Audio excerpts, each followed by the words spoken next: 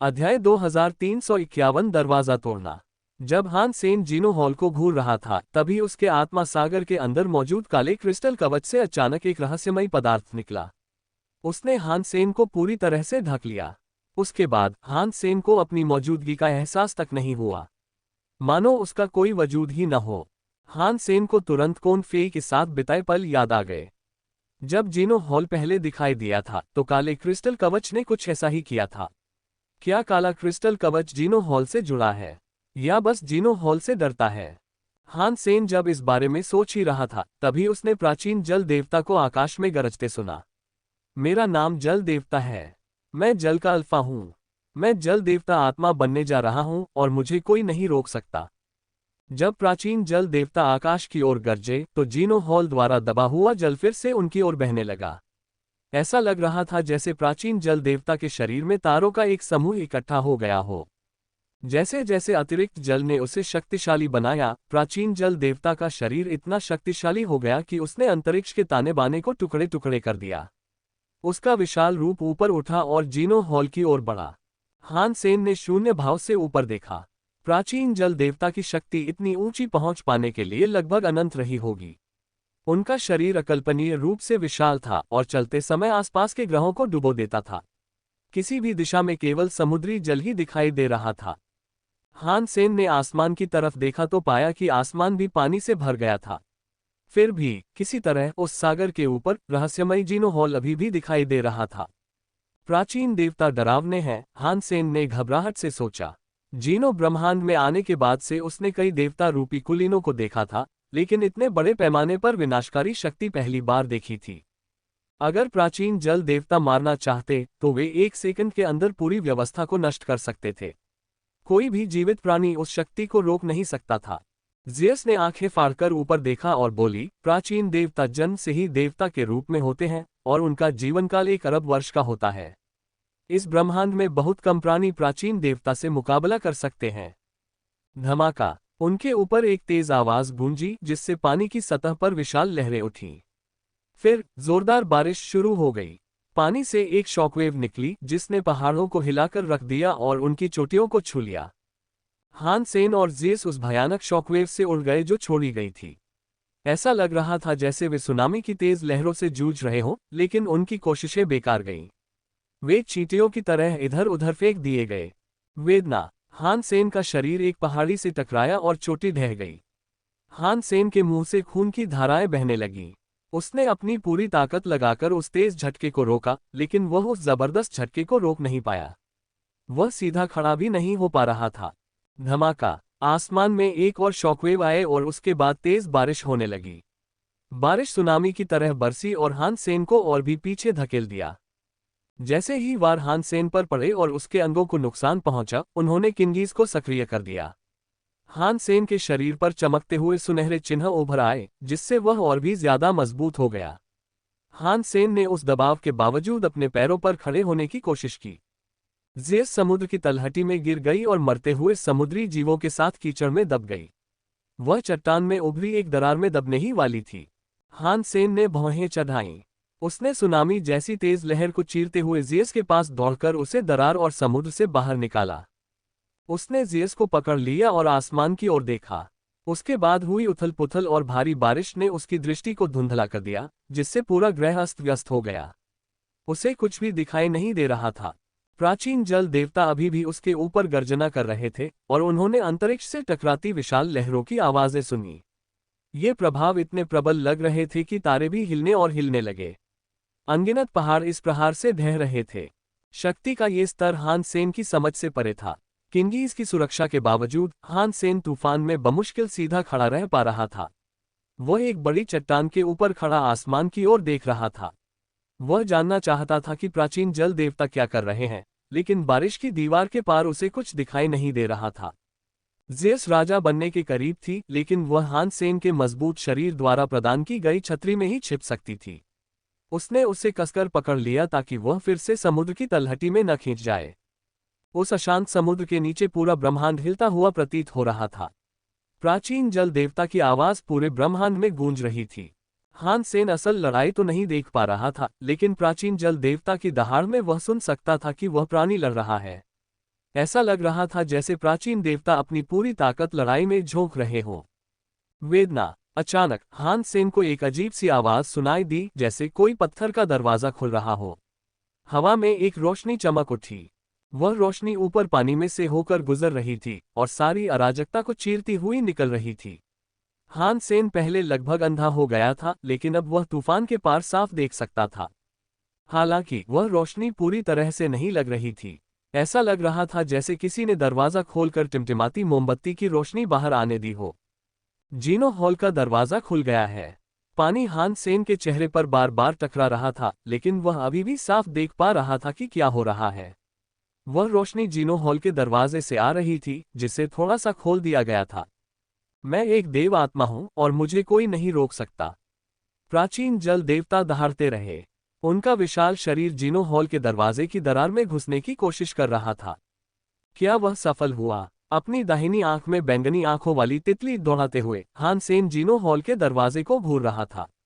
उसे ठीक से पता नहीं था कि कोई देव आत्मा कैसे बनता है, लेकिन प्राचीन जल देवता जो कर रहे थे उसे देखते हुए हान सेन अंदाजा लगा सकता था कि प्राचीन देवता जीनो हॉल में प्रवेश कर रहे हैं। शायद अगर वह हॉल में प्रवेश करते तो देव आत्मा बन जाते। वहां हजारों जातियों के लालटेन थे, लेकिन वे सिर्फ लालटेन थे। एक व्यक्ति के रूप में जीनो हॉल में प्रवेश करना एक अलग बात थी। हॉल में केवल एक जाति का जीनो लालटेन ही रह सकता था। अब प्राचीन जल देवता अपने शरीर को जीनो हॉल में जबरदस्ती घुसाने की कोशिश कर रहा था। वह अंदर जाना चाहता था, लेकिन ये स्पष्ट नहीं था कि अगर वह कामयाब हो गया तो क्या होगा। विशालकाय शरीर दरवाजे से सटा हुआ था, लहरें लगातार उसकी सतह से टकरा रही थीं। पानी किसी भी क्षण हॉल में घुसने वाला था। लेकिन अचानक हान सेन ने देखा कि एक हाथ आधे खुले जेनो हॉल के दरवाजे से निकल रहा है। वह हाथ बहुत सुंदर था। जैसे ही वह उस दरार से बाहर निकला, उसने प्राचीन जल देवता के शरीर को दबाया और उसे पीछे धकेल दिया। फिर हाथ फिर से दरवाजे के पीछे गायब हो गया। जेनो हॉल का दरवाजा बंद हो गया। समुद्र उनके ऊपर लटका हुआ था, बिल्कुल शांत, और तूफान थम गया। दरवाजा बंद हो गया था और रोशनी चली गई थी। हान सेन अब जेनो हॉल नहीं देख पा रहा था। उसे बस वो नीला समुद्र दिखाई दे रहा था जो आसमान पर छा गया था। अगले ही पल पानी में लाल रंग फैलने लगा। वह फूल की तरह खिल गया। कुछ ही पलों में आसमान का पानी खून के समंदर में बदल गया। एक धमाके के साथ खूनी समुद्र टूट पड़ा। खून की बारिश हुई जिससे सब कुछ लाल रंग में ढक गया। जीनो हॉल में इतना भयानक जीव रहता है। हान सेन को अपनी त्वचा में एक ठंडी सी चुभन महसूस हुई। भयानक रूप से शक्तिशाली प्राचीन जल देवता को एक थप्पड़ से ही मार दिया गया था। काले क्रिस्टल कवच के व्यवहार ने हान सेन को चिंतित कर दिया, लेकिन उसने इसे जाहिर नहीं होने दिया। उसने अनुमान लगाया कि कवच शायद जीनो हॉल के अंदर मौजूद प्राणी से जुड़ा था। अगर कवच का पता चल गया तो हान सेन को इसके क्या परिणाम भुगतने पड़ सकते थे, इसकी कल्पना भी नहीं की जा सकती थी। प्राचीन जल देवता एक ही वार से मारे गए थे। हान सेन उस बल के एक छोटे से अंश से ही नष्ट हो जाएगा। वह शायद चूर चूर होकर जेली में बदल जाएगा। प्राचीन जल देवता का रक्त उनके आसपास की हर चीज पर बरस पड़ा। ये रक्त समुद्र में बह गया, जिससे मरते हुए जीवों को जीवन का एक और मौका मिल गया। समुद्र एक बार फिर भर गया, हालांकि ज्यादा रक्तमय रंग में। हान सेन ने पास की चट्टानों पर छोटे छोटे पौधों की हरियाली देखी और उसने रक्त की वर्षा को अपने ऊपर गिरने दिया। बारिश ने उसके कपड़े भिगो दिए और ऐसा लगा जैसे जीवन शक्ति सीधे उसकी त्वचा पर गिर रही हो। उसने प्राचीन जल देवता की उपस्थिति के निशान भी महसूस किए, हालांकि ये काफी धुंधला था। उस ग्रह पर ज्यादातर जीव आदिम थे, उनमें से कुछ ही जैनोजेनिक थे। हालांकि रक्त वर्षा के पोषण से साधारण जीव बदलने लगे। उनके जीन उन्नत हुए और वे तुरंत निम्न श्रेणी के जैनोजेनिक में विकसित हो गए। यद्यपि वे खाद्य श्रृंखला में सबसे निचले स्तर पर थे, फिर भी उन्हें बढ़ने का अवसर दिया गया। प्राचीन जल देवता आखिरकार असफल हो गए। ज़ियस ने आह भरी। ये परिणाम वास्तव में अपेक्षित था। प्राचीन देवता, अति उच्च और चरम राजा जैसे कई कुलीन लोग अतीत में असफल हो चुके थे। प्राचीन देवता का उद्गम स्थल कहाँ है? हान सेन बारिश में ढूंढ रहा था। उसे ऐसा कुछ भी नजर नहीं आ रहा था जो प्राचीन देवता के उद्गम जैसा हो। ज़ियस ने कहा, प्राचीन जल देवता ने अपने ही उत्थान के प्रयास की खबर लीक कर दी।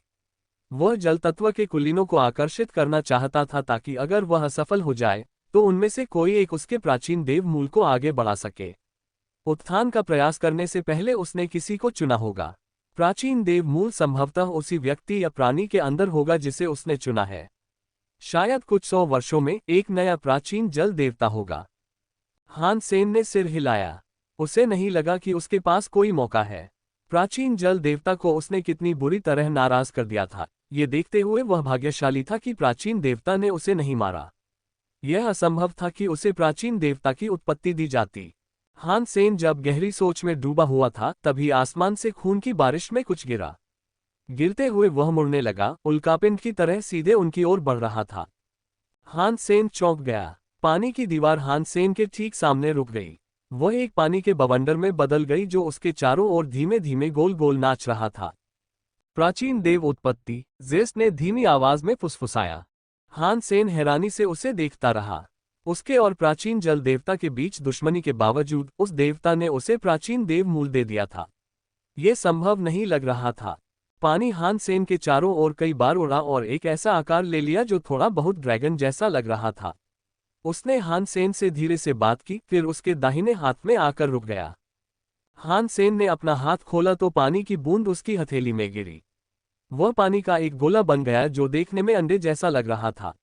वह जल्दी ही जम गया और एक आदर्श क्रिस्टल गोले में बदल गया। क्रिस्टल गोले पर पानी जैसा पैटर्न था। जैसे ही गोले ने हान सेन की त्वचा को छुआ, उसके असली जलराज शरीर ने प्रतिक्रिया की।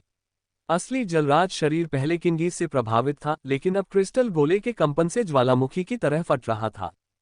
हान सेन बहुत खुश था। अगर प्राचीन देव मूल के मात्र कंपन ही उसके मूल जल राजा शरीर की मदद कर सकते थे, तो क्रिस्टल गोला हान सेन के अनुमान से भी ज्यादा शक्तिशाली था।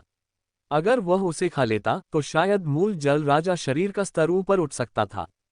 चूंकि हान सेन ने मूल जल राजा शरीर को परिष्कृत करने के लिए रक्त नाड़ी सूत्र का उपयोग किया था, इसलिए इसमें उसकी कोई ऊर्जा खर्च नहीं हुई। इस प्रकार मूल जल राजा शरीर राजा वर्ग के पहले स्तर पर ही रहेगा, जहां तक बाएगी ने इसे विकसित किया था। हान सेन के लिए इसे और ऊपर ले जाना बेहद मुश्किल होगा।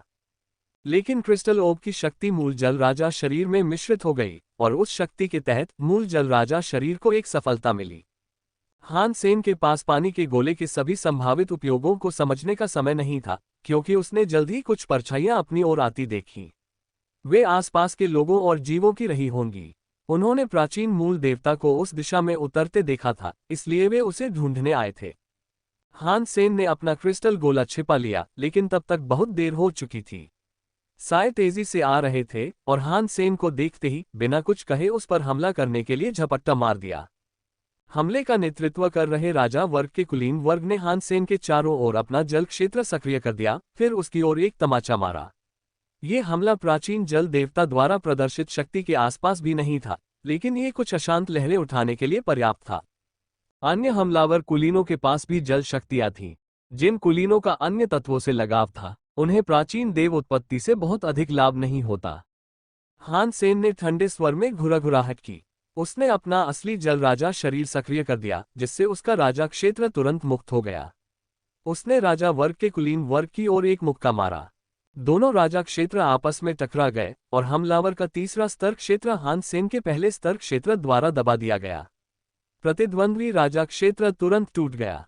वेदना। हान सेन ने दुश्मन के राजा के क्षेत्र को तोड़ दिया, फिर अपना हाथ आगे बढ़ाया और उसे दुश्मन राजा की छाती के आर पार कर दिया। वे दोनों जल शक्तियों का उपयोग कर रहे थे, लेकिन सामान्य राजा वर्ग के कुलीनों में चरम राजा के शरीर का अभाव था। हान सेन पर हमला करने आ रहे दूसरे कुलीन सैनिक उसकी शक्ति के हिंसक प्रदर्शन से स्तब्ध होकर रुक गए। वे थोड़ा पीछे हट गए और पास आने की हिम्मत नहीं जुटा पाए। अगर वे उसके पास नहीं आते तो हान सेन उनके पास जाता। उसने 1 सेकंड से भी कम समय में 3 राजाओं को मार गिराया। लोग जितने हैरान थे उतने ही क्रोधित भी थे। असली जल राजा का शरीर बहुत मजबूत है। एक आवाज चिल्लाए, लेकिन जैसे ही बाकी सब भागे, हान सेन ने खून की बारिश से किसी को निकलते देखा। उनके हाथ में छाता था और उनके शरीर से एक दमघोंटू दबाव निकल रहा था जो अब हान सेन पर पड़ रहा था। 1000 संभावना वाला छाता। ये समुद्री डाकुओं का 9 सिर वाला पक्षी है, किसी ने जोर से चिल्लाया। हान सेन ने अपनी नजर नवागंतुक पर केंद्रित की और उन कुलीन लोगों की ओर से अपनी पीठ मोड़ ली जो अब भाग रहे थे। नवागंतुक भ्रामक धीमी गति से आगे बढ़ रहा था। उस व्यक्ति और हान सेन के बीच कम से कम 100 मील का अंतर था, लेकिन नवागंतुक ने वह दूरी कुछ ही कदमों में पार कर ली। उनका छाता ऊपर उठा हुआ था। उन्होंने हान सेन की ओर देखा और मुस्कुरा दिए।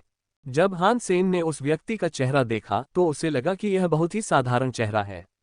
हालांकि उसका दुबला पतला चेहरा साधारण था, उसकी आंखें खूबसूरत थीं। वे 2 अर्धचंद्राकार चांद जैसी थीं। हान सेन को इस 9 सिर वाले पक्षी के बारे में कुछ भी पता नहीं था, लेकिन हान सेन उनके द्वारा उत्सर्जित ऊर्जा से बता सकता था कि वे राजा वर्ग के थे। वे शायद अर्ध देवी भी रहे होंगे। 9 सिर वाला पक्षी रुक गया। उन्होंने खून की बारिश में हान सेन को देखा और मुस्कुराए। राजकुमार 16 बाएगी, क्या मैं सही कह रहा हूँ? तुम्हें पता है कि मैं ही हूँ, और फिर भी तुम मेरे पास आने की हिम्मत कर रहे हो। तुम बहादुर हो। हान सेन गुर्राया। हम समुद्री लुटेरों में हिम्मत की कभी कमी नहीं रही। 9 सिर वाले पक्षी की मुस्कान रुक गई और उनके चेहरे के भाव स्पष्ट हो गए। तो अपने प्राचीन देव मूल को पीछे छोड़ दो और दफा हो जाओ। या तो ऐसा करो, वरना मुझे राजा बाय को बुलाकर तुम्हारी लाश ले जानी पड़ेगी। बेवकूफी भरी। हान सेन गुस्से का नाटक करते हुए चिल्लाया। उसने अपने राजा क्षेत्र का इस्तेमाल 9 सिर वाले पक्षी को धकने के लिए किया। जल क्षेत्र ने 9 सिर वाले पक्षी को घेर लिया, जिससे पानी की बारिश हो गई जिसने 9 सिर वाले पक्षी के शरीर को सीमित कर दिया। 9 सिर वाला पक्षी हिला तक नहीं। वह छाता खोले स्थिर खड़ा रहा और उसने हान सेन के पानी के क्षेत्र को अपने शरीर को रोकने दिया। तुम क्यों नहीं हिले? हान सेन ने भौहें चढ़ाकर पूछा। मुझे डर लग रहा है, 9 सिर वाले पक्षी ने ठंडे स्वर में कहा। किस बात का डर? हान सेन ने पूछा। मुझे डर है कि मेरे वार बहुत तेज होंगे और तुम बहुत जल्दी मारे जाओगे। ऐसा नहीं है कि मैं एक एक्सट्रीम किंग से डरता हूं। तुम एक उपद्रव से ज्यादा कुछ नहीं हो, 9 सिर वाले पक्षी ने शांत स्वर में कहा। हान सेन हंसे और बोले, इस दुनिया में हर चीज की एक कीमत होती है। अगर आपको कभी कोई चीज सचमुच मुफ्त मिले तो मुझे जरूर बताइएगा। तुम सही कह रहे हो। हालांकि समुद्री लुटेरों को कभी कोई नुकसान नहीं होता, फिर भी उस गोले जैसी कीमती चीज मिलना दुर्लभ है। हो सकता है मुझे फिर कभी ऐसा कुछ न मिले। प्राचीन देव मूल को पाने के लिए मुझे कोई भी मुसीबत उठाने से डर नहीं लगेगा। 9 सिर वाला पक्षी मंद मंद मुस्कुराया। उसकी तलवार की रोशनी चमक उठी और हान सेन के राजा क्षेत्र को तुरंत चीरती हुई निकल गई। तलवार की रोशनी ने उसके शरीर को घेर लिया और हान सेन के जल क्षेत्र को रोक लिया। तुम आधे देवता हो। हान सेन ने उसकी ओर देखा। 9 सिर वाला पक्षी हान सेन के पास आया। हान सेन के राजा क्षेत्र से ऐसे गुजरा जैसे वहां कुछ भी न हो। जैसे ही वह हान सेन के पास पहुंचा, उसकी छतरी से एक अशुभ तलवार की रोशनी चमक उठी। मैं अर्धदेवी हूं और तुम्हारे पास केवल प्रथम श्रेणी का राजा क्षेत्र है। तुम सोच रहे होगे कि मैं इतने कमजोर व्यक्ति को धमकाने में हिचकिचाऊंगा, लेकिन हम समुद्री डाकू बुरे लोगों की तरह दिखने से नहीं डरते, 9 सिर वाले पक्षी ने कहा। उसने छाता बंद किया और उसे तलवार की तरह हान सेन की ओर बढ़ा दिया। तलवार की रोशनी ऊपर से देखने पर साधारण सी लगती थी, लेकिन उसके वार में एक छिपी हुई तलवार बुद्धि थी। उसने वार की असली गहराई को छिपा दिया। हान सेन ने अपने मूल जल राज शरीर का इस्तेमाल किया और उसका शरीर पानी बन गया। वह एक जल ड्रैगन की तरह 9 सिर वाले पक्षी की ओर झपटा। हान सेन 9 हेडेड बर्ड के शरीर की ओर गाड़ी चला रहा था। 9 हेडेड बर्ड का छाता, जो तलवार जैसा दिख रहा था, अचानक फिर से खुल गया। हान सेन का पानी जैसा शरीर उसमें जा टकराया। वेदना। हान सेन पीछे की ओर फेंका गया। उसका जल शरीर फिर से मानव आकार में आ गया और वह 9 सिर वाले पक्षी की ओर फिर से छलांग लगाने ही वाला था कि तभी एक तलवार की रोशनी उस पर पड़ी। वार पूरी तरह से छिपा हुआ था और हान सेन को तब तक पता नहीं चला जब तक कि उसने उसके शरीर को कुचल नहीं दिया।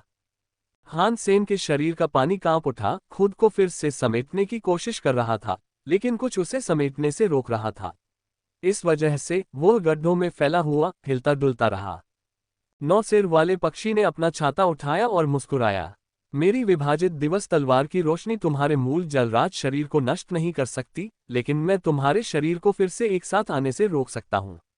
यह तुम्हें मार तो नहीं सकती, लेकिन तुम्हें 10,000 सालों के लिए बंद कर सकती है। राजकुमार 16, तुम मुझे प्राचीन देवमूल दे दो। इससे हम दोनों की परेशानी बच जाएगी। जैसे ही उसने अपनी धमकी पूरी की, 9 सिर वाला पक्षी अचानक भौचक्का हो गया। हान सेन का पानी सोने की तरह चमकने लगा था।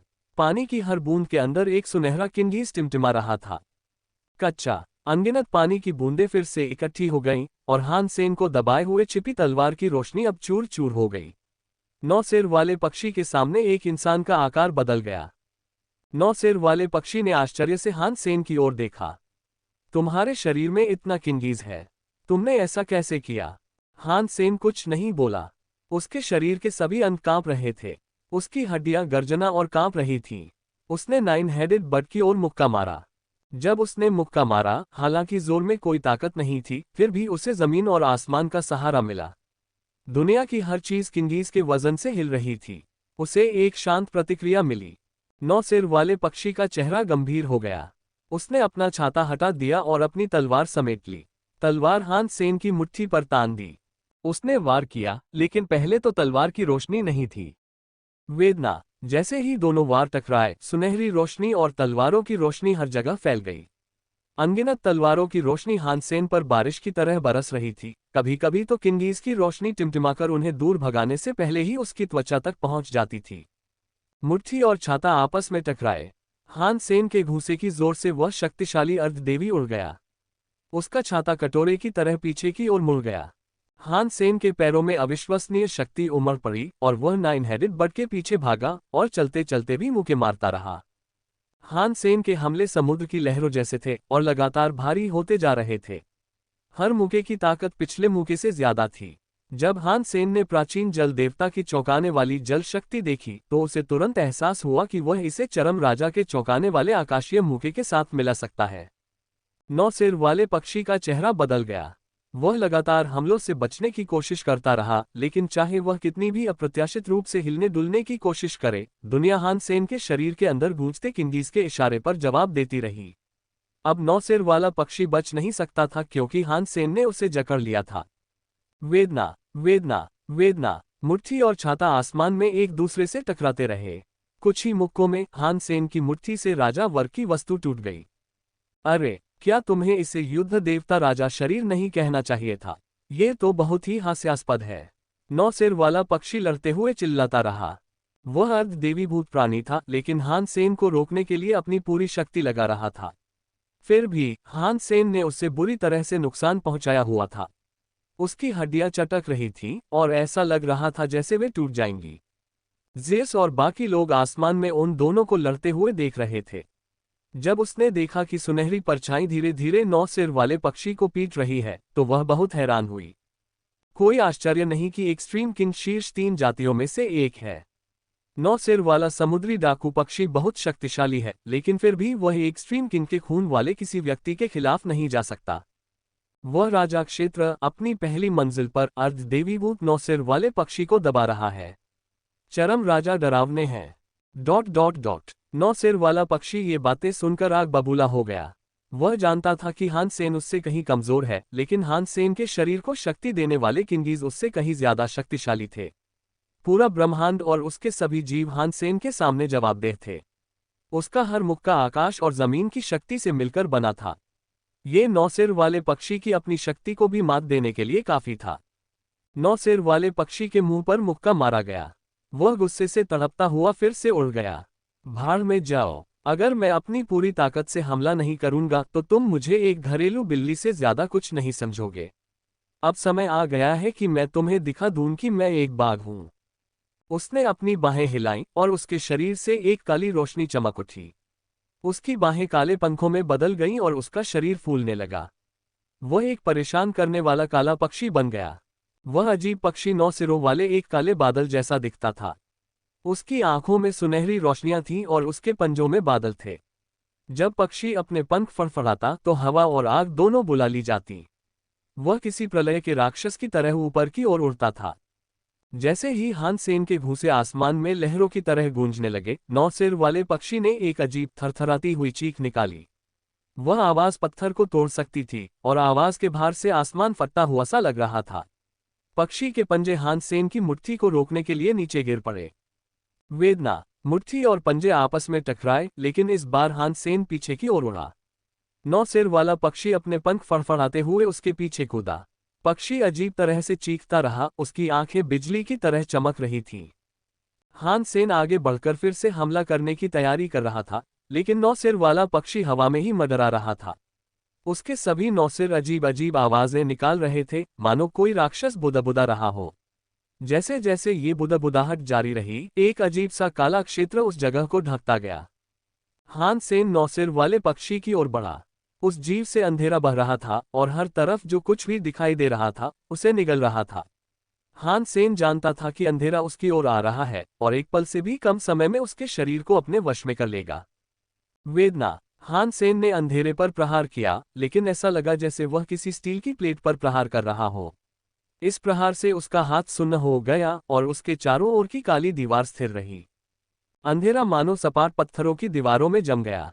इसने हान सेन के आसपास के पूरे इलाके को घेर लिया और उसे एक छोटे से बक्से में कैद कर दिया। हान सेन अपने आसपास काले पत्थर पर मुक्के मारता रहा, उसकी किंगीज चमकती रही। फिर भी काला पत्थर नहीं टूटा। पत्थर की सतह पर काले शैतानी चिन्ह दिखाई देने लगे। ऊपर आसमान में 9 सिर वाला एक पक्षी है और नीचे नरक में राक्षसी ताबूत दबा हुआ है।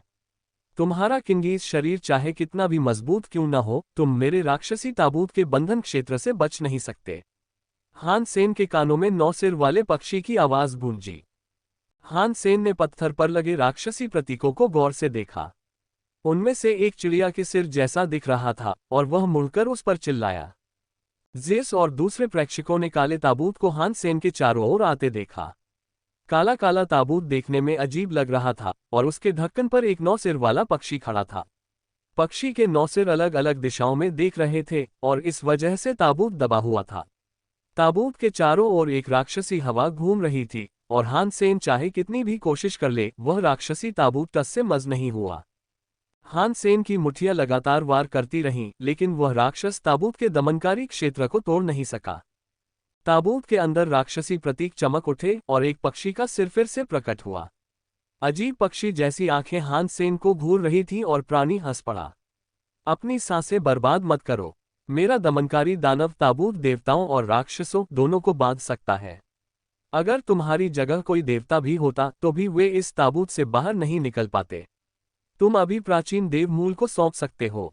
अगर तुम ऐसा नहीं करते और दमनकारी दानव ताबूत राक्षसी रसातल में गिर जाता है, तो मैं भी तुम्हारी मदद नहीं कर पाऊंगा। हान सेन ने चिड़िया की बात अनसुनी कर दी। वह दमनकारी दानव ताबूत पर लगातार मुक्के मारता रहा, लेकिन उसका कोई फायदा नहीं हुआ। हान सेन की शक्ति दानव ताबूत की दीवारों से बेतरतीब ढंग से टकरा रही थी। वहां एक अथाह शक्ति थी जो उसके प्रहारों को सोख रही थी। वह दानव ताबूत को नुकसान नहीं पहुंचा पा रहा था। हान सेन ने अपनी बैंगनी आंखों वाली तितली को बुलाया। उसने राक्षसी ताबूत को देखा और उसे पता चला कि वह कोई ठोस चीज नहीं थी, बल्कि वह राक्षसी रसातल से आ रही शक्ति से लगातार बन और संवर्धित हो रही थी। वह उस रसातल और राक्षसी दुनिया से जुड़ी हुई थी। इसके अलावा ताबूत अब धीरे धीरे उस अंधेरे में गिर रहा था। दमनकारी दानव ताबूत की राक्षसी हवा तेज हो गई थी, जो पक्षी के 9 सिरों से निकल रही अंधेरी धाराओं से लगातार भर रही थी। राक्षस की आंखों से एक राक्षसी रोशनी निकल रही थी, जो मानो राक्षस ताबूत के लिए रास्ता बना रही थी। राक्षसी ताबूत धीरे धीरे अंधेरे में उतर रहा था, मानो किसी काले पदार्थ से बने तंतु उसे नीचे खींच रहे हों। जैसा कि 9 सिर वाले पक्षी ने कहा था, उस अंधेरी खाई में गिरते ही कोई भी देवता बच नहीं पाएगा। राजकुमार 16, तुम बहुत प्रतिभाशाली हो। तुम्हें राजाओं का भी संरक्षण प्राप्त है। तुम बहुत कुछ हासिल कर सकते हो। प्राचीन देव मूल के लिए अपनी जान क्यों कुर्बान कर रहे हो? तुम कई खूबसूरत महिलाओं से घिरे हुए एक लंबा और अच्छा जीवन जियोगे। तुम परम राजा पर राज करोगे। मरना उचित नहीं है, पक्षी के सिर ने मोहक स्वर में कहा। वह ताबूत की दीवारों से फिर बाहर आ गया था। हान सेन को ये बात नागवार गुजरी, इसलिए उसने उस पर मुक्का मारा। चिड़िया का सिर वापस ताबूत में गायब हो गया और हान सेन की शक्ति पत्थर की दीवारों में समा गई। हान सेन का दिमाग विचारों से घूम गया। ये राक्षसी ताबूत वाला क्षेत्र बहुत अजीब है। मुझे डर है कि साधारण शक्ति इसे तोड़ नहीं पाएगी। किंगीज शक्तिशाली हैं, लेकिन फिर भी वे मेरे शरीर से जुड़े हुए हैं, यानी मैं उन्हें नियंत्रित नहीं कर सकता। मैं किंगीज को अपनी त्वचा से परे नहीं फेंक सकता। राक्षसी ताबूत वाले क्षेत्र को तोड़ने के लिए किंगीज की शक्ति पर निर्भर रहना व्यर्थ होगा। 9 सिर वाले पक्षी, अगर मैं राक्षसी रसातल में चला गया तो यह वस्तु तुम्हारे लिए भी बेकार हो जाएगी। तुम प्राचीन देव मूल खो दोगे और तुम चरम राजा के दुश्मन भी बन जाओगे। क्या तुम मारे जाना चाहते हो? हान सेन ने कहा। दूसरे लोग तुमसे और एक्सट्रीम किंग से डर सकते हैं, लेकिन हम समुद्री डाकू नहीं।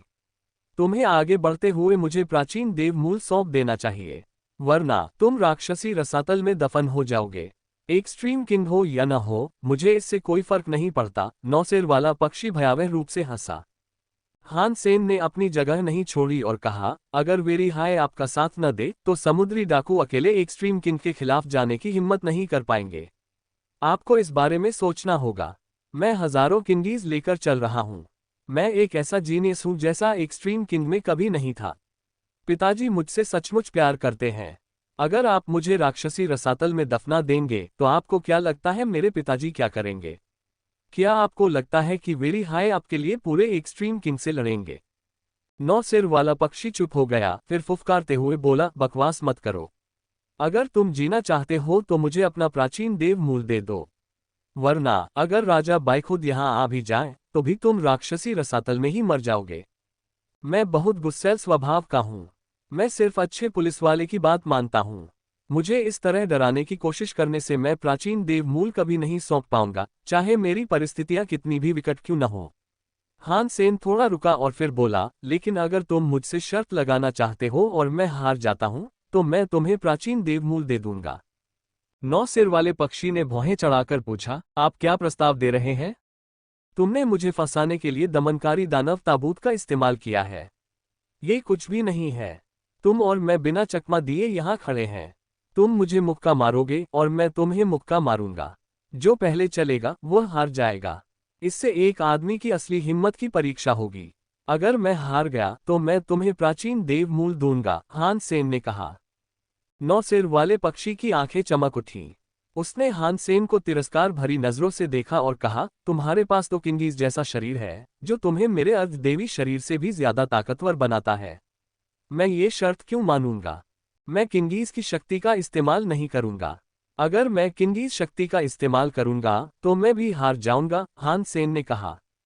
क्या तुम सच में कह रहे हो? नाइन हेडेड बर्ड की आंखें चमक उठीं। हान सेन बोलते हुए उसे घूर रहा था। मैं राजा बाई के नाम पर वादा करता हूं। अगर मैं अपना वादा तोड़ता हूं तो राजा बाई मर जाएंगे, हान सेन ने कहा। जब नाइन हेडेड बर्ड ने हान सेन को वादा करने के लिए किंग बाई का नाम लेते सुना तो उसे यकीन हो गया। हालांकि उसके मन में अभी भी कुछ शक था। मैं ये दांव खेलने को तैयार हूं, लेकिन मुझे पहले तुम्हें मारना होगा। अगर तुम हिले या अपनी किंगीज का इस्तेमाल किया तो तुम हार जाओगे। जरूर, हान सेन ने तुरंत जवाब दिया। हान सेन का इतनी जल्दी जवाब सुनकर नौ सिर वाले पक्षी का शक और भी बढ़ गया। कुछ देर सोचने के बाद उसने कहा, हम लड़ने के लिए सिर्फ अपनी शक्ति का इस्तेमाल कर सकते हैं। हम विदेशी खजानों का इस्तेमाल नहीं कर सकते। हान सेन का चेहरा थोड़ा पीला पड़ गया। उसने भौहें चढ़ाते हुए कहा, क्या विदेशी खजानों का इस्तेमाल करना सामान्य बात नहीं है? नौ सिर वाला पक्षी खिलखिलाकर मुस्कुराया। अजनबी खजानों का इस्तेमाल करना राजा वाले इलाकों से भी बदतर है। तुम्हें मेरा राक्षस दमन ताबूत वाला इलाका पसंद नहीं, फिर भी तुम अजनबी खजानों पर जोर दे रहे हो। उस बारे में हान सेन का चेहरा अभी भी चिंतित दिख रहा था। जल्दी करो और अपना फैसला करो। दमनकारी दानव ताबूत राक्षसी रसातल में गिरने के कगार पर है। अगर तुमने अभी फैसला नहीं किया तो तुम वापस नहीं लौट पाओगे। नौ सिर वाला पक्षी फिर हंसा। जरूर, मैं सहमत हूं, लेकिन पहला वार मुझे ही करना होगा। हान सेन देख सकता था कि दमनकारी दानव ताबूत राक्षसी रसातल के किनारे पर डगमगा रहा था, और ये देखकर उसके दांत पीसने लगे। नहीं, मैं पहले मारूंगा, नौ सिर वाले पक्षी ने तुरंत जवाब दिया। हान सेन का चेहरा बार बार बदल रहा था और वह कुछ नहीं बोल रहा था। एक डरावनी शैतानी हवा दमनकारी दानव ताबूत के अंदर घुस आई थी। ताबूत टेढ़ा हो गया था और शैतानी शक्ति का तंतु सा धागा आगे बढ़ने का रास्ता ढूंढ रहा था, हान सेन की ओर बढ़ रहा था। ठीक है, तो फिर हम मान गए, हान सेन चिल्लाया जब उसने देखा कि वह काला राक्षसी स्पर्शक उसे छूने के लिए वासना से आगे बढ़ रहा है। ही, तो बस यही है। नौ सिर वाला पक्षी हंसा। फिर दमनकारी दानव ताबूत खुला और हान सेन बाहर आया। दमनकारी दानव ताबूत अंधेरे में डूब गया क्योंकि काले तंबू उसके चारों ओर बढ़ गए और उसे काले रंग में खींच लिया। हान सेन तब तक नीचे तैरता रहा जब तक उसके पैर पानी की सतह पर नहीं आ गए। उसका भागने का कोई इरादा नहीं था।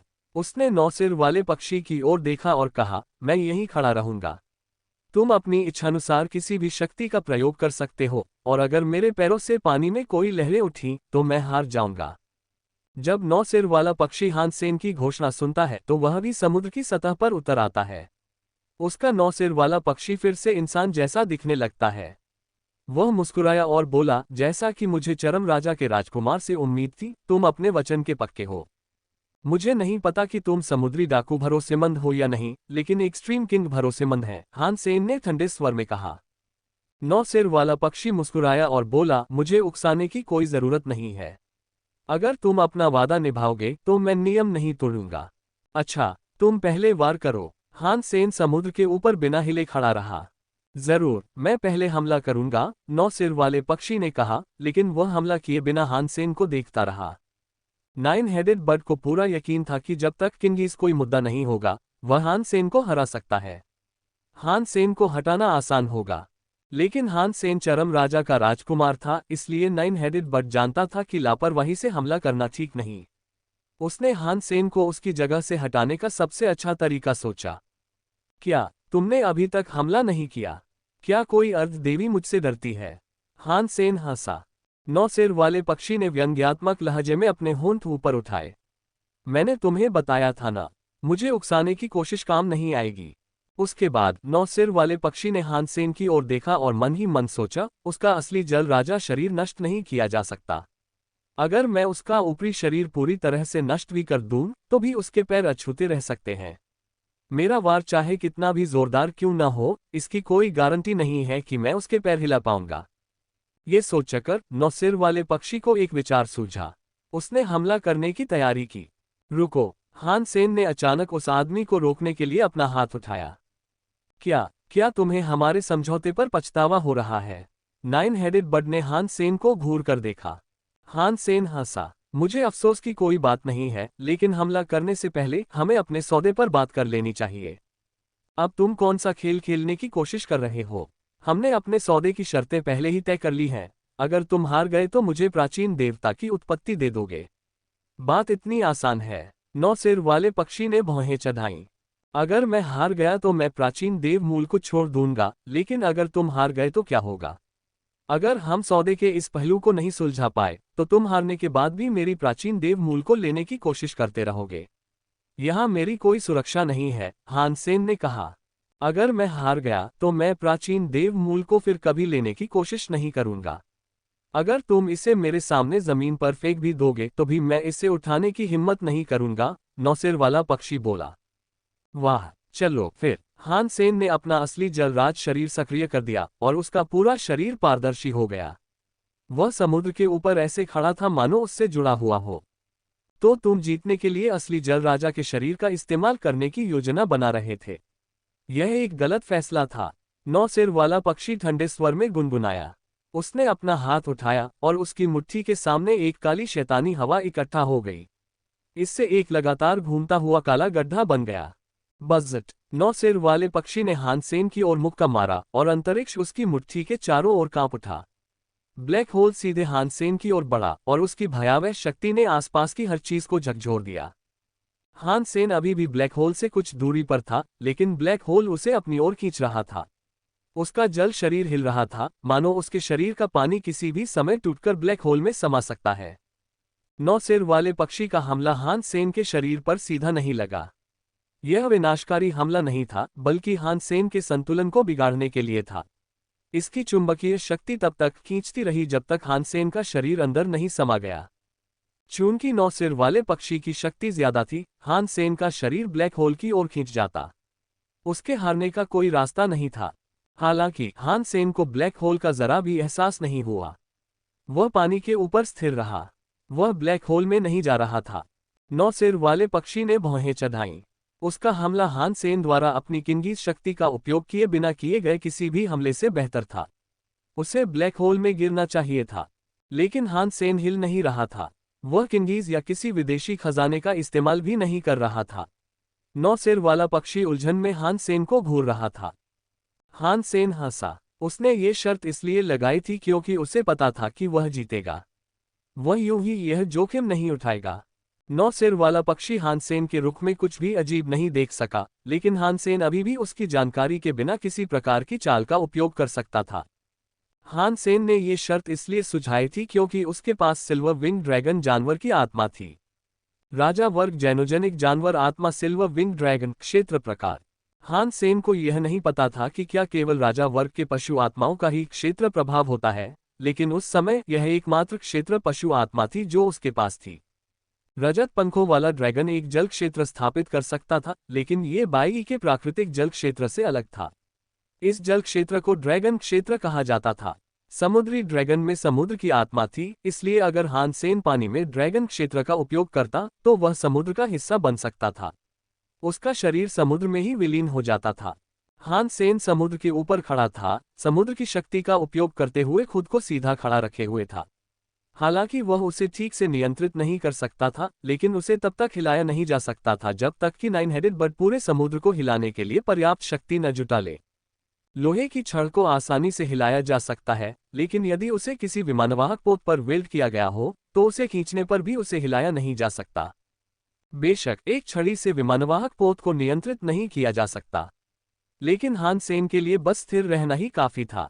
ड्रैगन क्षेत्र के साथ समुद्र के ऊपर खड़े होने से हानसेन अमर हो गया। नौ सिर वाला पक्षी उसका कुछ नहीं बिगाड़ सका। नौ सिर वाला पक्षी अपने ब्लैक होल की ताकत बढ़ाता रहा, लेकिन वह हानसेन को हिला नहीं सका। उसकी आंखें चौड़ी होने लगीं। ज़ेयस वहीं जमी हुई यह मुकाबला देख रही थी। उसे जरा भी अंदाजा नहीं था कि हानसेन ये सब कैसे कर रहा है। नौ सिर वाले पक्षी, क्या तुम आगे बढ़ सकते हो? हानसेन मुस्कुराया। नौ सिर वाला पक्षी ठंडी आवाज में गुर्राया। उसने अपना काला छेद बंद कर दिया, फिर अपनी बाहें नीचे कर लीं। उसने हानसेन से कहा, आओ, अगर तुम मुझे हिला सके तो मैं हार जाऊंगा। अगर मैं नहीं हिला तो मैं फिर से हमला करूंगा। तब हम विजेता का फैसला करेंगे। तो मैं चल पड़ता हूं, हानसेन ने अपने पंख फड़फड़ाते हुए कहा। उसने पंख फड़फड़ाए और दूर उड़ गया। नौ सिर वाले पक्षी की आंखें उभर आईं। हानसेन उसकी नजरों से ओझल होने ही वाला था। वह इतना गुस्से में था कि वह फिर से नौ सिर वाले राक्षस पक्षी में बदल गया। वह हानसेन के पीछे दौड़ा और गुस्से से चिल्लाया, घृणित अतिवादी राजा, क्या तुम अपने पिता को इस तरह शर्मिंदा करोगे? तुम हार गए। हानसेन रुक गया। उसने मुड़कर नाइन हेडेड बर्ड को मुस्कुराते हुए देखा। ये क्या बकवास है? नौ सिर वाला पक्षी फिसलकर रुक गया। उसका चेहरा पीला पड़ गया जब उसे एहसास हुआ कि उसके साथ धोखा हुआ है।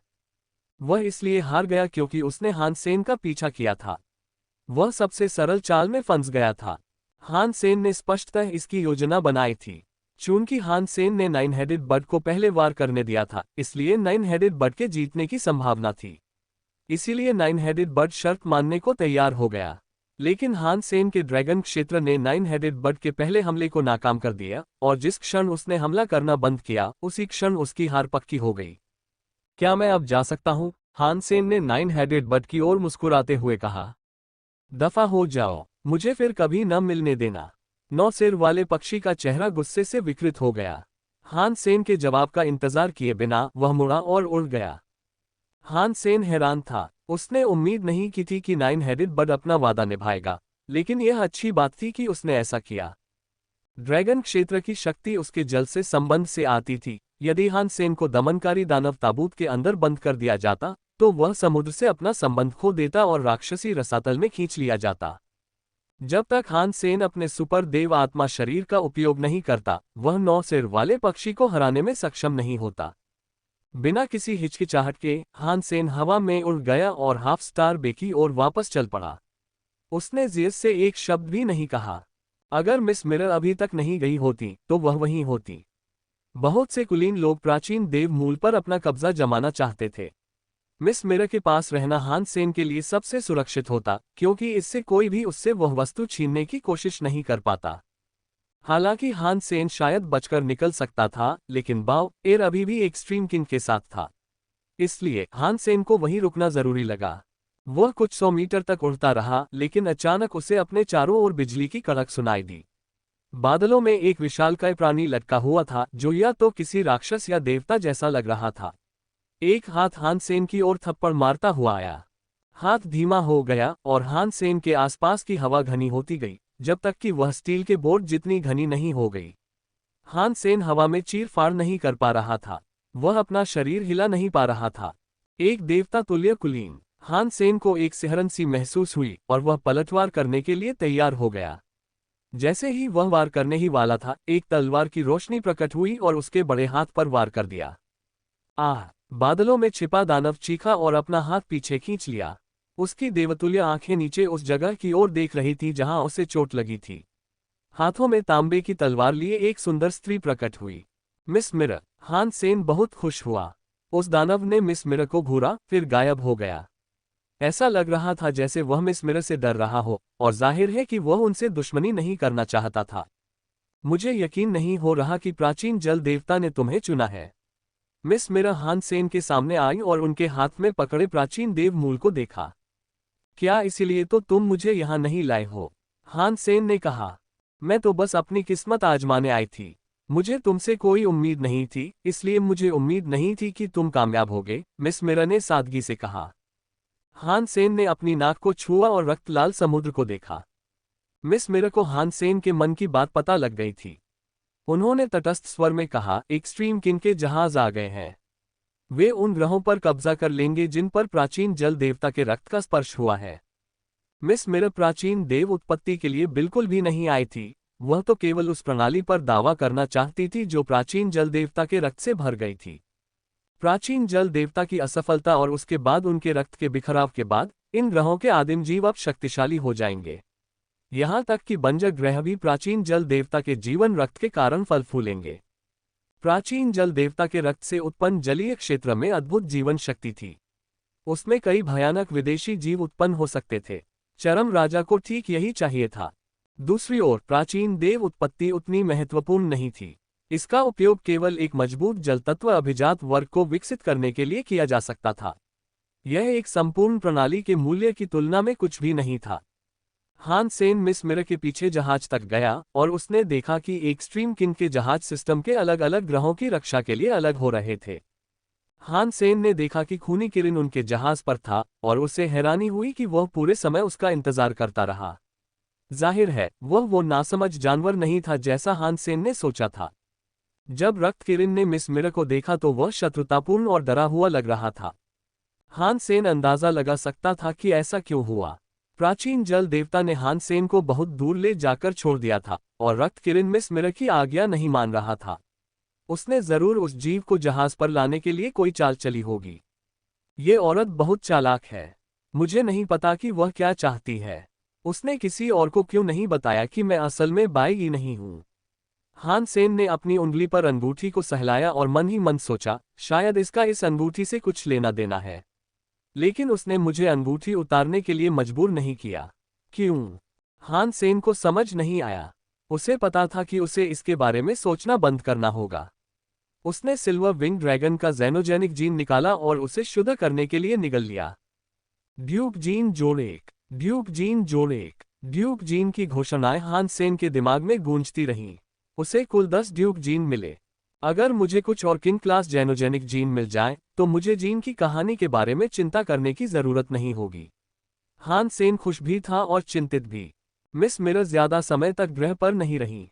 अधिग्रहण के दौरान उनकी जरूरत तो थी, लेकिन ग्रह के निर्माण की जिम्मेदारी उन पर नहीं थी।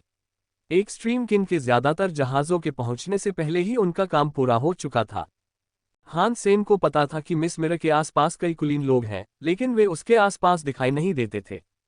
इतनी महत्वपूर्ण प्रणाली को छीनना खूनी मामला होगा। प्राचीन देवता आसानी से यह स्थान नहीं छोड़ते, इसलिए दोनों पक्ष इस व्यवस्था पर अपना दावा करने के लिए बलिदान देते।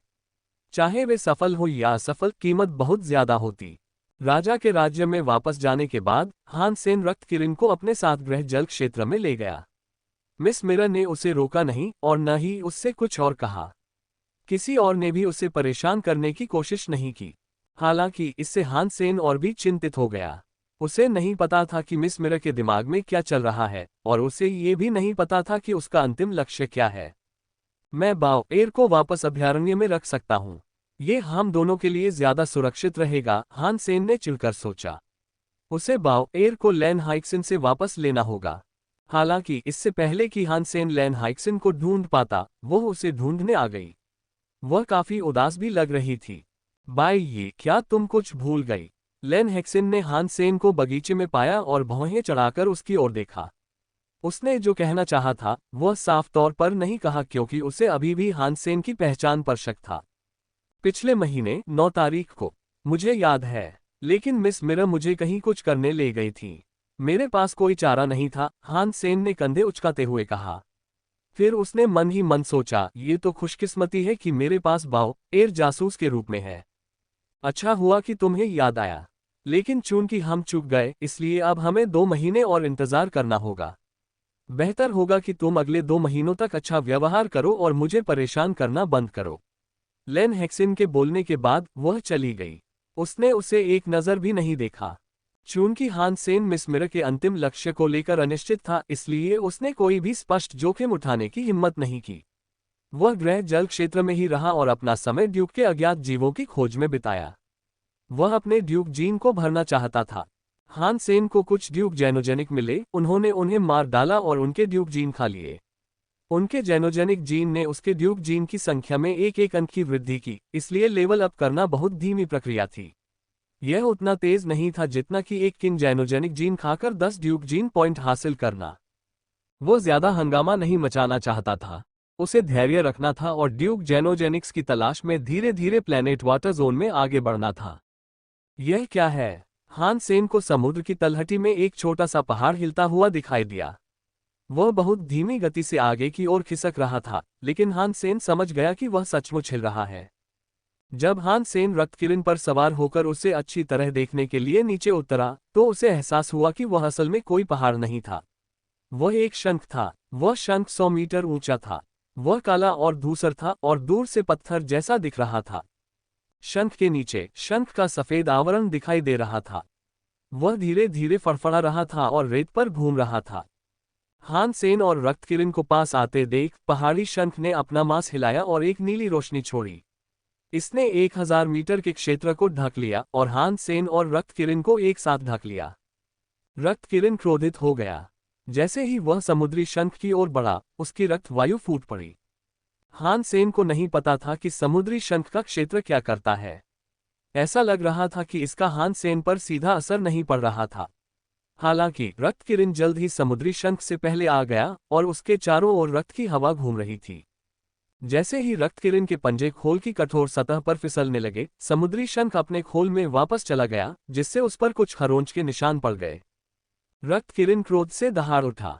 वह शंख पर अपने पंजे घुमाता रहा, उसे भेदने की कोशिश करता रहा।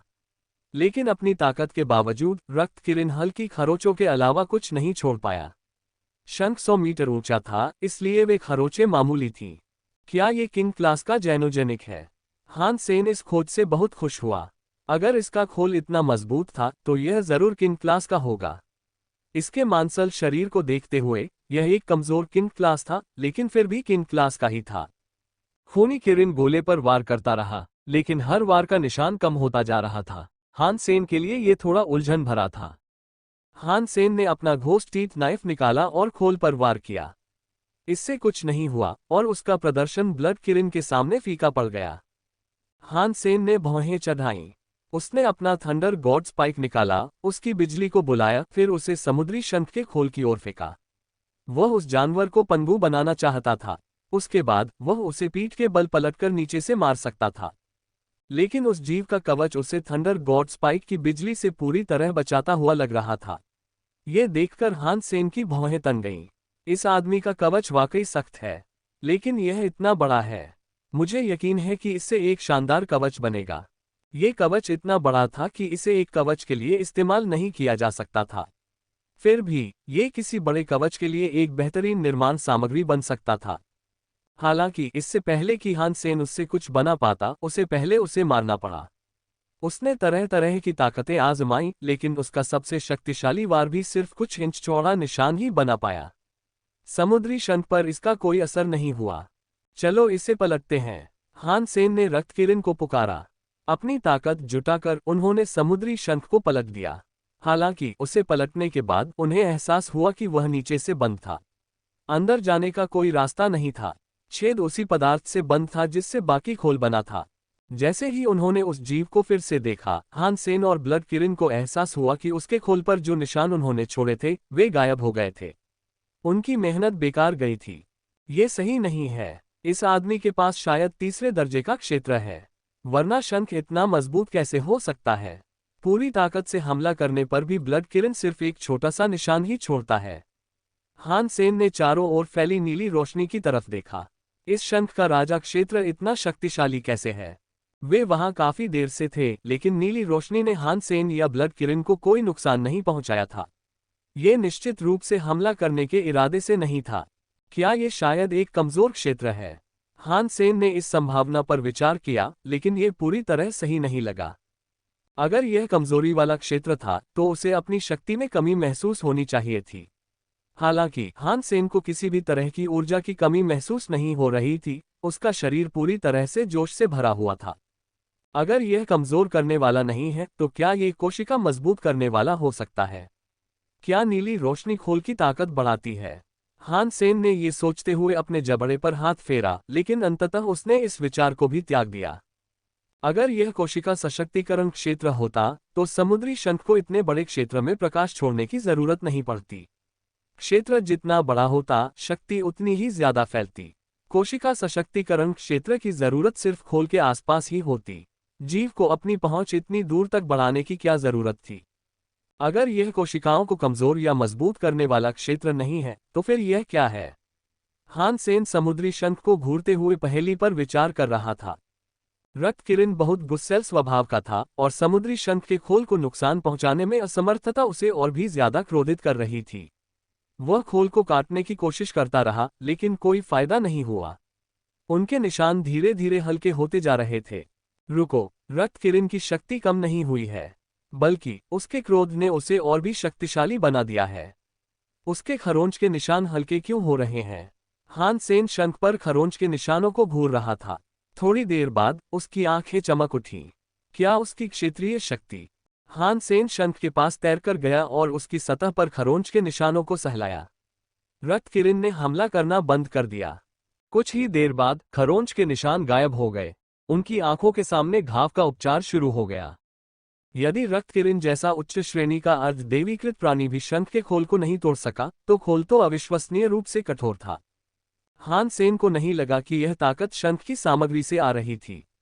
शंख बहुत कठोर था, लेकिन उसका अविश्वसनीय प्रतिरोध उस जीव के राजा क्षेत्र के कारण था। हान सेन को समझ नहीं आ रहा था कि उसका अंदाजा सही है या नहीं, इसलिए एक पल सोचने के बाद उसने रक्त किरण लिया और चला गया। वे समुद्री शंख के नीले प्रकाश वाले क्षेत्र से निकल गए। समुद्री शंख ऐसे व्यवहार कर रहा था मानो उसे पता हो कि वे क्या कर रहे हैं। उसने नीली रोशनी को और फैला दिया, लेकिन उसकी अधिकतम सीमा 2000 मीटर थी। वह उससे आगे रोशनी नहीं फैला सकता था। जब हान सेन और रक्त किरण इतनी दूर चले गए कि समुद्री शंख उनकी उपस्थिति महसूस नहीं कर सका, तो वे एक बड़ी चट्टान के पीछे छिप गए। हान सेन ने अपनी बैंगनी आंखों वाली तितली का उपयोग दूरी पर समुद्री शंख का निरीक्षण करने के लिए किया। समुद्री शंख कुछ देर वहीं इंतजार करता रहा। लगभग आधा घंटा बीत गया होगा जब वह जीव खोल से बाहर निकलकर चारों ओर देखने लगा।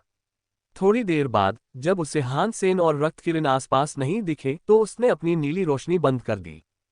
ये देखकर हान सेन ने स्पेल को बुलाया। उसने उसे स्नाइपर राइफल में बदल दिया और समुद्री शंख पर निशाना साधा। वेदना, बिना किसी हिचकिचाहट के हान सेन ने ट्रिगर दबा दिया। गोली बैरल से निकली और पानी को चीरती हुई निकल गई। वह चुपचाप समुद्री शंख की ओर बढ़ रही थी। पानी के नीचे दागी जाने पर सामान्य गोलियों को बहुत ज्यादा प्रतिरोध का सामना करना पड़ता है। गोली जितनी दूर जाएगी उतनी ही कमजोर होती जाएगी और समुद्री शंख को उसके नजदीक आने का अंदाजा हो जाएगा। लेकिन हान सेन के पास उसका असली जल राजा शरीर और समुद्री ड्रैगन क्षेत्र था। उसने ग्रह जल क्षेत्र के समुद्र के साथ मिलकर उसे बनाया। उसने अपनी जल शक्तियों का उपयोग करके स्पेल का गोला बारूद बनाया, इसलिए गोली में भी जल क्षमताएं थीं। पानी से गुजरने के कारण धीमी होने के बजाय गोली वास्तव में समुद्र से और भी तेज हो गई। वह समुद्री शंख की ओर चुपचाप एक प्रेत की तरह उड़ गई। लेकिन हान सेन उस जीव के खुले हुए मांस पर गोली नहीं चला रहा था। वह शंख के खोल पर गोली चला रहा था। वेदना, गोली समुद्री शंख के खोल में लगी और उसमें एक छोटा सा छेद हो गया। समुद्री शंख हिल गया और तुरंत उसकी नीली रोशनी सक्रिय हो गई। रोशनी ने तुरंत समुद्री शंख के खोल को ढक लिया और छोटे से छेद को सुरक्षित कर दिया। तो यह ऐसे ही काम करता है। हान सेन खुश हो गया। उसने गोली के छेद को देखा और पाया कि उसमें से सफेद रस बह रहा था। हालांकि घाव बहुत छोटा था, लेकिन इससे साबित हो गया कि उसकी गोलियां खोल को भेद कर उस जीव के शरीर को नुकसान पहुंचा सकती थीं। अब हान सेन को निश्चित रूप से पता था कि शंख के खोल को इतना कठोर बनाने वाला प्रकाश ही था, न कि शंख का पदार्थ। हान सेन का निशाना भी रक्त किरण के हमलों से कहीं कमजोर था। फिर भी उसकी गोलियां शंख के खोल को भेदने में कामयाब रहीं। रक्त किरण के पंजे उस पर सिर्फ हल्के खरोंच के निशान ही छोड़ पाए। अब तक साफ हो गया था कि यह अंतर नीली रोशनी वाले क्षेत्र की वजह से था। हान सेन वहीं रुका रहा और अपनी स्नाइपर राइफल उठाकर फिर से समुद्री शंख पर निशाना साधा। उसने कई बार गोलियां चलाईं और उसकी सारी गोलियां सीधे जाकर गोले से टकराईं। हालांकि उनमें से कोई भी गोली शंख के खोल को तोड़ नहीं पाई। नीली रोशनी की चमक में उन्होंने खोल की सतह पर छोटे छोटे निशान छोड़ दिए। जब गोलियां नीले क्षेत्र से गुजरती हैं तो उनकी गति या शक्ति कम नहीं होती, लेकिन जब वे शंख के खोल से टकराती हैं तो उनका उतना प्रभाव नहीं पड़ता जितना होना चाहिए। हान सेन ने समुद्री शंख को दिलचस्पी से देखा। थोड़ी देर बाद हान सेन द्वारा बनाया गया गोली का छेद भर गया और पूरी तरह से गायब हो गया। शंख की पुनर्प्राप्ति शक्ति बहुत प्रबल थी। कोई आश्चर्य नहीं कि बाईगी ने एक विदेशी राजा को पीछे छोड़ दिया।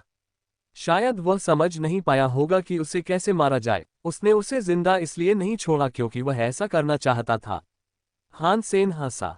चूंकि बाईगी उसे मारने में असमर्थ था, ये हान सेन के लिए एक अच्छा अवसर था। वह और रक्त किरण छिपे रहे और वह राजा वर्ग के ज़ेनोजेनिक को मारने के लिए दृढ़ था। हालांकि उस जीव को नीचे लाने के बारे में उसके पास सिर्फ अंदाजा ही था। उसके पास नीली रोशनी वाले क्षेत्र को तोड़ने का कोई पक्का तरीका नहीं था, इसलिए उसने समुद्री शंख के शांत होने तक वहीं इंतजार करने की योजना बनाई। समुद्री शंख हान सेन के पिछले हमले से सीख चुका था और इस बार उसने खुद को इतनी जल्दी नहीं दिखाया। समुद्री शंख को अपना शरीर एक बार फिर दिखाने के लिए तैयार होने में कुछ घंटे लग गए। हालांकि इस बार उसने अपनी नीली रोशनी बंद नहीं की। समुद्र की गहराई में जाते हुए भी उसने नीले क्षेत्र का इस्तेमाल जारी रखा। हान सेन ने सोचा कि वह चीज भारी और धीमी होगी, लेकिन वह खरगोश की तरह भाग गई। हान सेन ने उस छोटे से पहाड़ को गहरे समुद्र में भागते हुए देखा और जाते जाते भंवर और भंवरे बनाता रहा। हान सेन ने उस चीज पर नजर रखने के लिए अपनी बैंगनी आंख वाली तितली का इस्तेमाल किया और उसका पीछा करते हुए उस पल का इंतजार किया जब वह प्राणी आराम करने का फैसला करेगा। अब चूंकि समुद्री शंख क्षतिग्रस्त हो चुका था, इसलिए वह सावधानी बरत रहा था। वह तेजी से आगे बढ़ रहा था और पूरे समय अपने राजा क्षेत्र पर पूरी सावधानी से नजर रखे हुए था। हालांकि हान सेन को कोई जल्दी नहीं थी। वह बस उसका पीछा करता रहा। वह जीव इतना बड़ा था कि उससे छिपना आसान नहीं था। इसके अलावा हान सेन के पास 2 जल क्षेत्र थे। पानी में उससे बच निकलना लगभग नामुमकिन था। हान सेन को अपनी जल संरेखित शक्तियों पर पूरा भरोसा था, लेकिन हान सेन को एहसास हुआ कि उसका यह आत्मविश्वास कुछ ज्यादा ही जल्दी आ गया था।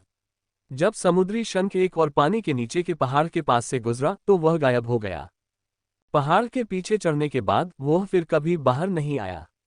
हान सेन ने सोचा कि शायद वह अपने घर वापस आ गया होगा, लेकिन जब उसने पहाड़ के चारों ओर देखा तो उसे समुद्री शंख कहीं नहीं मिला। अजीब है, ये कहाँ गया? हान सेन ने इधर उधर देखा, लेकिन उसे उस जीव का कोई निशान नहीं दिखा। पहाड़ों के बीच का अंतर छोटा था, इसलिए उसके लिए कहीं और जाने की जगह नहीं थी। समुद्री शंख इतना बड़ा था कि अगर वह बाहर निकलता तो हान सेन उसे देख नहीं पाता। इसलिए हान सेन पहाड़ के पास ही इंतजार कर रहा था, लेकिन वहां देखने को कुछ भी नहीं था। समुद्री शंख सचमुच गायब हो चुका था। तुम्हें लगता है कि तुम मेरी नजरों से इतनी आसानी से बच जाओगे? तुम बहुत भोले हो। हान सेन ने अपनी बैंगनी आंखों वाली तितली और डोंगशुआन आभा का इस्तेमाल करके समुद्री शंख के आणविक निशान को ढूंढा। उसे वह मिल गया और वह उसका पीछा करने लगा। हान सेन को तुरंत एहसास हुआ कि पहाड़ के पास जमीन में एक छोटा सा गड्ढा है। वह गड्ढा आदमी की मुट्ठी के आकार का था। समुद्री शंख का निशान उसमें गायब हो गया था। शंख ने उसे धोखा दिया था। वह समुद्री शंख अपना आकार बदल सकता है। उसने अपनी यह शक्ति पहले क्यों नहीं दिखाई? हान सेन ने सोचा। ब्लड किरण, अंदर जाओ और देखो कि यह क्या कर रहा है, लेकिन इसे अपनी मौजूदगी का एहसास मत दिलाना। हान सेन अपने शरीर का आकार बदलने में बहुत माहिर नहीं था, लेकिन ब्लड किरण एक पेशेवर था। वह आसानी से अपना आकार बदल सकता था। रक्त किरण दहाड़ा। उसका शरीर कांप उठा और उसकी हड्डियां सिकुड़ गईं। वह एक साइज छोटा हो गया और फिर लगातार सिकुड़ता गया जब तक कि लाल जानवर एक छोटे खिलौने जैसा न लगने लगा। फिर वह गड्ढे में चढ़ गया। हान सेन बाहर इंतजार कर रहा था। उसने चारों ओर देखा और उस खाई का निरीक्षण किया जो उस गड्ढे तक जाती थी। हान सेन ने मिस्टर वाइट द्वारा छोड़ी गई ज़ुवानमेन तकनीकों का अध्ययन किया था। उसने कुछ कौशल सीखे थे लेकिन वे बहुत सरल थे। उसने उनकी गणना के केवल कुछ तरीकों में ही महारत हासिल की थी, लेकिन अगर कोई स्थिति बहुत सरल होती तो वह उन तकनीकों का उपयोग करके कुछ अंतर्दृष्टि प्रदान कर सकता था। पानी के नीचे का पहाड़ बहुत खास था। आसपास कई पहाड़ थे और वे सब आपस में जुड़े हुए थे। पहाड़ ज्वालामुखी जैसे आकार के थे जिनके शीर्ष पर गड्ढे थे और चोटियों में बड़े बड़े छेद थे। ऊपर से देखने पर 9 पहाड़ आपस में जुड़े हुए छल्लों की एक श्रृंखला जैसे लग रहे थे। हान सेन को याद आया कि ज़ुवानमेन तकनीक में इस तरह के वातावरण को 9 छल्ले कहा जाता था। अगर ऐसा नज़ारा एलायंस में होता तो कोई भी वहां रहने की हिम्मत नहीं करता। ऐसी जगह बहुत बुरी किस्मत वाली होती है और जो लोग वहां रहने का फैसला करते उन्हें इसके परिणाम भुगतने पड़ते। लेकिन ये सिद्धांत शायद जीनो ब्रह्मांड पर लागू नहीं होता। मिस्टर वाइट ने कहा कि जीनो ब्रह्मांड के लिए ज़ुवानमेन तकनीकों में कई सुधारों की आवश्यकता थी। अभयारण्य और जीनो ब्रह्मांड में तकनीकें और शक्तियां अलग अलग थीं और वह उन यंत्रों पर शोध करने में रुचि रखते थे। हान सेन पहाड़ को देख ही रहा था कि अचानक चोटियों से एक सफेद साया प्रकट हुआ। यह एक बड़ी इलेक्ट्रिक ईल थी जो लगभग 12 मीटर लंबी थी। जैसे ही वह तैरती उसके सफेद शल्कों से बिजली चमक उठती। वह अजीब तरह से सुंदर लग रही थी। एक और किंग क्लास का विदेशी प्राणी। हान सेन ने भौहें चढ़ाईं। यह अप्रत्याशित था। जहां तक हान सेन को पता था, बाएगी ने बहुत पहले ही ग्रह जल क्षेत्र को साफ कर दिया था। यहां तक कि लैन हेक्सिन ने भी शिकार दल भेजने की जहमत नहीं उठाई थी। लेकिन अब हान सेन को लगातार 2 राजा श्रेणी के अज्ञात जीवों का सामना करना पड़ा। दोनों एक ही इलाके में थे। इससे एक बड़ी समस्या खड़ी हो गई। अपना थंडर गॉड स्पाइक निकालकर Han Sen king class electric eel की ओर गया। हान सेन को इस बात की जरा भी परवाह नहीं थी कि प्लेनेट वाटर जोन में इस समय क्या बदलाव हो रहे हैं। वह तो बस राजा वर्ग के किसी भी जीव को मार डालने वाला था जो उसे मिलता। राजा वर्ग के जीन पाना उसके लिए अच्छा था। उसने अपने मूल जल राज शरीर का इस्तेमाल किया, फिर अपने ड्रैगन क्षेत्र को भी खोल दिया। हान सेन एक जल ड्रैगन की तरह बड़ी इलेक्ट्रिक ईल की ओर दौड़ा। थंडर गॉड स्पाइक डरावनी चांदी जैसी बिजली से चमक रहा था और उसके रास्ते में गड़गड़ाहट की आवाज गूंज रही थी। हान सेन के किंग एरियाज ने विशालकाय इलेक्ट्रिक ईल को उलझा दिया। पानी ने ईल के शरीर को जकड़ रखा था और वह जीव बेहद धीमी गति से तैर रहा था, मानो कीचड़ में चल रहा हो। हान सेन अपने हमले की सफलता पर खुश हो रहा था, तभी अचानक बिजली की कड़कती हुई चिंगारी निकली। बिजली ने एक भयानक गड़गड़ाहट वाला क्षेत्र बनाया और हान सेन के अपने क्षेत्र में विलीन हो गई। बिजली पानी में से होकर हान सेन में घुस गई। उसके बाल तुरंत सीधे हो गए और कर्ट की ताकत से कंपन करने लगे। वेदना। हान सेन का विद्युत विस्मृत शरीर उछल पड़ा। पानी में काफी देर तक चक्कर लगाने के बाद वह रुक गया। उसकी जीभ सुन्न हो गई। एक ऐसा किंग एरिया जो सिर्फ हमले पर केंद्रित हो बहुत डरावना होता है, और उस बिजली का एक जबरदस्त लकवाग्रस्त प्रभाव होता है। ये कम से कम 6ठी श्रेणी का एरिया है। इस इलेक्ट्रिक ईल से निपटना मुश्किल होगा। हान सेन खुद को छिपाने की कोशिश में स्थिर रहा, लेकिन इलेक्ट्रिक ईल पहले ही उसकी ओर दौड़ रही थी। उसका थंडर एरिया उसके साथ आया और उसके मुंह से बिजली की जंजीरों की धाराएं निकल रही थीं। हान सेन ने अपने जल कौशल का इस्तेमाल करके बिजली के क्षेत्र और बिजली की जंजीरों से बच निकला। सौभाग्य से उसे अभी भी अपने जल क्षेत्रों का लाभ मिल रहा था। वह पानी में इलेक्ट्रिक ईल से कहीं ज्यादा तेज चल रहा था। अगर उसकी गति का लाभ न होता तो उसे पहले ही और ज्यादा चोटें लग चुकी होती। ये बेहद दर्दनाक होता, भले ही उसका शरीर इसे झेलने में सक्षम हो। ईल के हमले की सीमा से बचकर हान सेन ने स्पेल की दोहरी पिस्तौलें बुलाईं और गोलीबारी शुरू कर दी। ये समुद्री शंख नहीं था, इसलिए हान सेन को उसकी अवरोधक क्षमताओं के बारे में ज्यादा चिंता करने की जरूरत नहीं पड़ी। जब गोलियां बिजली के क्षेत्र में पहुंची तो ईल ने तुरंत प्रतिक्रिया दी। उसने आने वाली गोलियों को नष्ट करने के लिए और अधिक बिजली गिराई, लेकिन 1-2 गोलियां फिर भी ईल के शल्कों पर लग गईं। प्रभावित शल्कों पर जाने पहचाने चिन्ह चमकने लगे जो हान सेन के कछुआ कौशल का परिणाम दर्शा रहे थे। कछुआ कौशल प्रभावी हुआ और कुछ और गोलियां लगने के बाद इलेक्ट्रिक ईल काफी धीमी हो गई। हालांकि उसके शरीर पर बिजली अभी भी अविश्वसनीय रूप से तेज थी और जीव की गड़गड़ाहट का क्षेत्र आसपास के क्षेत्र को ढक रहा था, इसलिए हान सेन उस जीव के करीब नहीं पहुंच सका। वेदना, जादू एक स्नाइपर राइफल में बदल गया और हान सेन ने इलेक्ट्रिक ईल की ओर गोली चला दी। गोली ने ईल के शल्कों को चकनाचूर कर दिया और उसके पार्श्व भाग को चीर दिया। पर्पल टीथ की शक्ति घाव पर फैल गई। हान सेन की तकनीकें अभी तक राजा वर्ग की नहीं थीं और उनके मूल जल राजा शरीर में केवल प्रथम श्रेणी का क्षेत्र था। छठे श्रेणी के क्षेत्र वाले राजा वर्ग के जेनोजेनिक को हराना बेहद मुश्किल होगा। सौभाग्य से कछुए का कौशल ईल के विरुद्ध कारगर साबित हुआ। इस वजह से दुश्मन हान सेन को पकड़ नहीं पाया। वह उसे समुद्र तल तक ले गया और उस जीव पर लगातार गोलियां चलाता रहा। दांतों की शक्ति उसके घावों को चीरती रही। जैसे जैसे उसका खून बहता गया, इलेक्ट्रिक ईल का क्षेत्र कमजोर होता गया। जेनोजेनिक राजा का शिकार, इलेक्ट्रिक ड्रैगन, जेनोजेनिक जीन मिला। हान सेन ने विशालकाय इलेक्ट्रिक ईल के शरीर को डूबते हुए देखा, जबकि यह घोषणा उसके दिमाग में चल रही थी। यह अफसोस की बात है कि मुझे इसकी जानवर जैसी आत्मा नहीं मिली। एक इलेक्ट्रिक जानवर जैसी आत्मा बहुत शक्तिशाली होती। हान सेन इलेक्ट्रिक ईल के शरीर के पास तैरकर गया और उसका जेनोजेनिक जीन निकाल लिया। उसने अपनी छाया रानी मधुमक्खी को बुलाया और उसे बड़ी इलेक्ट्रिक ईल का शरीर खाने दिया। छाया रानी मधुमक्खी अभी परिपक्व नहीं हुई थी और हान सेन पहले ही एक ड्यूक बन चुका था। इस समय रानी मधुमक्खी उसके काम की नहीं थी, लेकिन चूंकि उसके पास मांस उपलब्ध था, इसलिए उसे खाने देना ही बेहतर होगा, वरना सब बेकार हो जाएगा। छाया रानी मधुमक्खी शरीर पर रेंगती रही और बड़ी मुश्किल से उसे खा पाए। हान सेन ने पूरी विद्युतीकृत हड्डी निगल ली, जो कि जेनोजेनिक जीन थी। उसने अपनी उपभोग प्रतिभा का इस्तेमाल करके उसे जल्दी से परिष्कृत भी कर लिया। हान सेन के शरीर में एक सुन्नता छा गई। ऐसा लगा जैसे उसकी कोशिकाओं में बिजली दौड़ गई हो और वे ऊर्जा से कंपन करने लगी हो। Duke gene, Duke gene. जब हान सेन ने इलेक्ट्रिक बोन को परिष्कृत करना पूरा किया तो उसके ड्यूक जीन की संख्या 84 तक पहुंच गई थी। वह 100 के करीब पहुंचने वाला था। अगर मैं किंग क्लास के 2 और जेनोजेनिक्स को मार दूं तो मैं अपनी क्षमता पूरी कर लूंगा और फिर मैं द स्टोरी ऑफ जीन्स का पहला जीन लॉक खोल सकता हूं।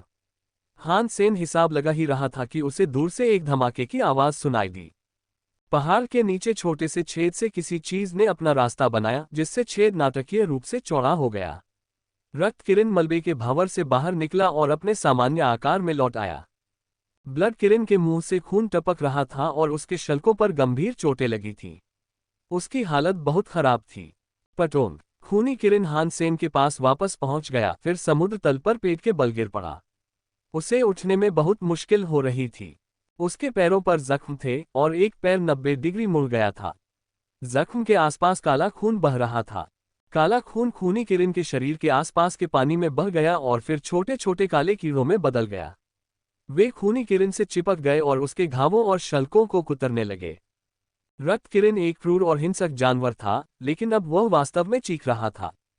हान सेन चौंक गया। रक्त किरण एक अर्ध देवीकृत विदेशी प्राणी था जो लगभग अद्वितीय था, और जिस तरह से उसे चोट लगी थी उससे लगता था कि उसका सामना समुद्री शंख से नहीं बल्कि किसी और चीज से हुआ था। रक्त किरण का खून लगातार कीड़े बनता जा रहा था और हान सेन ये निर्धारित नहीं कर पा रहा था कि उसके साथी के खिलाफ किस प्रकार की शक्ति का इस्तेमाल किया गया था। हान सेन अभी भी थंडर गॉड स्पाइक पकड़े हुए था और उसने उसे ब्लड किरण के घाव में घुसा दिया। हान सेन ने जैसे ही काले कीड़ों को बिजली दी, वे चीखने लगे और 1 मिनट बाद वे सभी घाव से गिर गए। वे कीड़े तो गायब हो गए, लेकिन रक्त किरण के जख्मों से बहता खून और भी काले कीड़ों में बदल रहा था। अगर ऐसा ही चलता रहा तो रक्त किरण की नसें सूख जाएंगी। हान सेन ने उन छोटे कीड़ों को देखा और उसे एहसास हुआ कि वे वास्तव में छोटे समुद्री शंख थे। हान सेन ने अपनी बैंगनी आंखों वाली तितली से देखा कि रक्त किरण के साथ क्या हो रहा है। रक्त किरण के अंदर कई छोटे छोटे काले समुद्री शंख इधर उधर छटपटा रहे थे। उनकी संख्या इतनी ज्यादा थी कि उन्हें गिनना मुश्किल था और उन्हें देखकर हान सेन को उल्टी सी होने लगी। जिस तेजी से रक्त किरण का शरीर खाया जा रहा था, कुछ ही देर में उसकी हड्डियां ही बचीं। हान सेन सोच रहा था कि वह ब्लड किरण को कैसे बचाए, लेकिन तभी ब्लड किरण के उस छेद से जो फैल गया था कोई और चीज रेंगती हुई बाहर निकली। नए जीव का शरीर फूलकर अपने सामान्य आकार में आ गया। ये वही किंग क्लास सी कॉन्च था। हान सेन कुछ कह पाता उससे पहले ही छेद से एक और समुद्री शंख निकला। ये सुंदर और रंगों से भरा हुआ था। इसका खोल क्रिस्टल जैसा था और इसके रंग इंद्रधनुष की तरह चमक रहे थे। जब हान सेन ने उस खूबसूरत समुद्री शंख को देखा तो उसके चेहरे का रंग उड़ गया। हान सेन को एक ही नज़र में पता चल गया कि वह किसी देवता जैसे प्राणी को देख रहा है। ये काले, पहाड़ी समुद्री शंख जैसा बिल्कुल नहीं था। हान सेन ने खूनी किरण को पकड़ा और भागने के लिए मुड़ा, लेकिन बहुत देर हो चुकी थी। उसके चारों ओर समुद्र में इंद्रधनुष जैसी आभा छा गई थी। हान सेन को ऐसा लग रहा था जैसे उसका शरीर जमीन से चिपक गया हो और वह हिल भी नहीं पा रहा था। पानी में इंद्रधनुषी रंगों की कई जंजीरें उसे जकड़ने के लिए ऊपर उठ रही थीं। धिक्कार है, यहाँ एक देवता जैसा प्राणी क्यों है? ये तो बुरा है। हान सेन ने बिना किसी हिचकिचाहट के अपने सुपर देव आत्मिक शरीर को सक्रिय कर दिया। उसका शरीर तुरंत पारदर्शी हो गया। वह इतनी तेज चमक रहा था कि हान सेन की ओर बढ़ रही रंगीन पदार्थ की श्रृंखलाएं अचानक अपना लक्ष्य खो बैठी।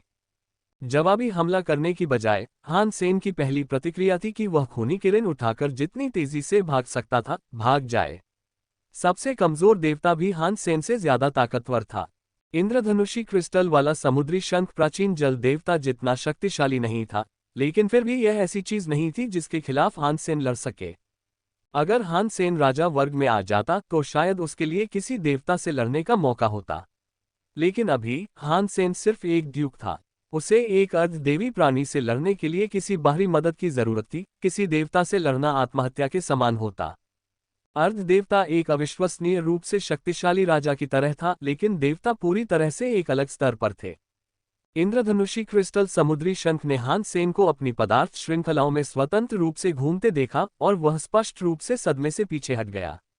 उसका क्रिस्टल शरीर चमक उठा और पदार्थ श्रृंखलाएं इंद्रधनुषी रंग के कांच में बदल गईं। कांच हान सेन के चारों ओर उछल गया। हान सेन ने अपनी सारी शक्ति अपने सुपर गॉड स्पिरिट शरीर में डाल दी और अपनी तकनीक को पूरी ताकत से चलाया। यह अजीब शक्ति रक्त किरण में समा गई और रक्त किरण का शरीर भी पारदर्शी हो गया। हान सेन की इच्छाशक्ति के प्रभाव में रक्त किरण के शरीर ने भी सुपर गॉड स्पिरिट मोड के गुण अपना लिए। हान सेन ने रक्त किरण को ऊपर उठाया और इंद्रधनुषी शीशे पर मारा। वे भूतों की तरह उसमें से निकल गए। शीशा उनके चारों ओर ऐसे घूम रहा था मानो वह वहां था ही नहीं। इंद्रधनुषी शीशा हान सेन और उसके महादेवी आत्मिक शरीर को रोक नहीं पाया। लेकिन सुपर गॉड स्पिरिट बॉडी की एक समय सीमा थी। हान सेन भागते समय रक्त किरण ले जा रहा था और इससे उसकी ऊर्जा और भी ज्यादा खर्च हुई। इंद्रधनुषी शीशे से बच निकलने के बाद हान सेन उसी दिशा में वापस भागा जिस दिशा से वह आया था। इंद्रधनुषी क्रिस्टल वाला समुद्री शंख किसी तरह उसे पकड़ पाया। जमीन से अनगिनत पदार्थ श्रृंखलाएं उठी और हान सेन को पकड़ने की कोशिश करती रहीं। पहले तो वह उनसे बच निकला, लेकिन कुछ देर बाद वह उस महादेवी आत्मा शरीर की शक्ति की जरूरतों को पूरा नहीं कर पाया। हर बार जब वह इंद्रधनुषी शीशे से गुजरता तो उसे बहुत ऊर्जा खर्च करनी पड़ती। जब हान सेन इंद्रधनुषी कांच के अगले शीशे से टकराया तो उसे लगा जैसे उसने खुद को किसी चिपचिपे तरल पदार्थ में धकेल दिया हो। उसमें से निकल पाना उसके लिए मुश्किल था। हान सेन जानता था कि यह इस बात का संकेत था कि वह अपना सुपर गॉड आत्मिक शरीर खो रहा है। अगर ऐसा ही चलता रहा तो उसका सुपर गॉड आत्मिक शरीर पूरी तरह से विफल हो जाएगा। वह अपनी शक्ति से पदार्थ श्रृंखला कांच को तोड़ने में असमर्थ हो जाएगा। मैं क्या करूं? क्या मुझे अभयारण्य में कूदना होगा? अगर मैं अभयारण्य में वापस गया तो रक्त किरण मर जाएगा। हान सेन ने तेजी से सोचा, लेकिन उसे अपनी समस्या का कोई हल नहीं सूझा। देवता बने ज़ेनोजेनिक की तेज रफ्तार से बचना लगभग नामुमकिन था। हान सेन ने अपनी पूरी ताकत लगा दी, लेकिन उस असीम शक्ति और गति के आगे सब बेकार था। सुपर देव आत्मा शरीर की उसे अजेय बनाने की क्षमता ही एकमात्र कारण था कि वह फंस नहीं पाया था। हान सेन का दिल धड़क रहा था। वह जानता था कि वह अभयारण्यों में भाग सकता है, लेकिन उसकी सबसे बड़ी चिंता रक्त किरण को लेकर थी। हान सेन रक्त किरण के खून से लथपथ शरीर को उठाए हुए था और सौभाग्य से उसके सुपर गॉड स्पिरिट मोड ने अपनी कुछ शक्ति रक्त किरण को दे दी थी। हान सेन की शक्ति ने छोटे काले समुद्री शंखों को मार डाला और रक्त किरण को बेहतर महसूस कराया। लेकिन अब दो बड़े समुद्री शंख अभी भी एक गंभीर समस्या थे। एक राजा था जिसके पास एक शक्तिशाली राजा क्षेत्र था और दूसरा एक सच्चा देवता था। अगर वह उन पर हमला करने के लिए अपने महादेवी आत्मिक शरीर का इस्तेमाल भी करता तो भी वह रक्त किरण को नहीं बचा पाता। अंडरवाटर टाउन में बाओ एयरलैन हेक्सिन के साथ दोपहर का खाना खा रही थी। मिठाई खाते खाते बाओ एर का चेहरा पीला पड़ गया। वह अचानक अपनी कुर्सी से उछल पड़ी। बाओ र, यह क्या है? लेन हेक्सिन ने भ्रम के साथ बाओ र को देखा।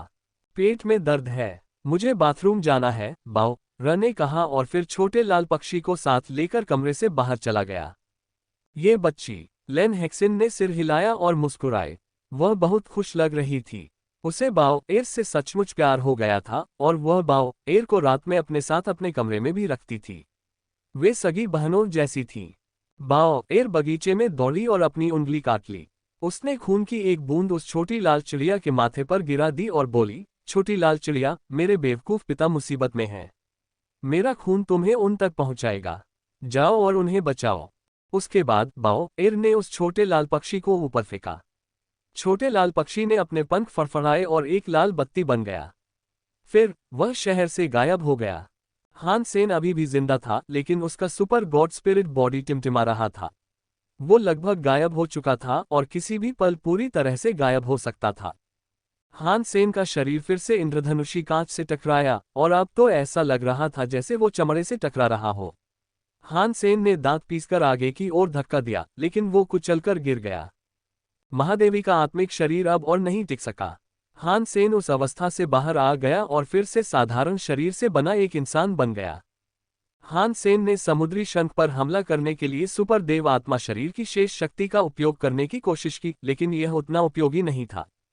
सुपर गॉड स्पिरिट बॉडी ने हान सेन को काफी मजबूत बना दिया था। वह जीवों की सुरक्षा को नजरअंदाज करके चीजों पर सीधा हमला कर सकता था। फिर भी उससे 2 स्तर ऊपर के जानवर पर हमला करना बेकार था। वेदना। इंद्रधनुषी कांच का एक और शीशा गिरा। वह हान सेन और रक्तकिरण को ढकने वाला था, इसलिए हान सेन ने उस पर मुक्का मारने की कोशिश की। किंगीज ने उसकी मुट्ठी जला दी, लेकिन वह इंद्रधनुषी कांच को तोड़ नहीं पाया। हान सेन शीशे पर मुक्के मारता रहा और मुक्कों की आवाज समुद्र तल तक गूंजती रही। हान सेन की हड्डियां टूटने वाली थीं और उसकी मुट्ठियों से खून बह रहा था, लेकिन वह इंद्रधनुषी शीशा नहीं तोड़ सका। सुपर स्पैम की शक्ति इंद्रधनुषी कांच की पदार्थ जंजीरों पर लगी, लेकिन वह भी वापस लौट गई। सुपर स्पैम जंजीर की एक भी कड़ी ऐसी ढूंढ पाया जो इतनी कमजोर थी कि टूट सकती थी।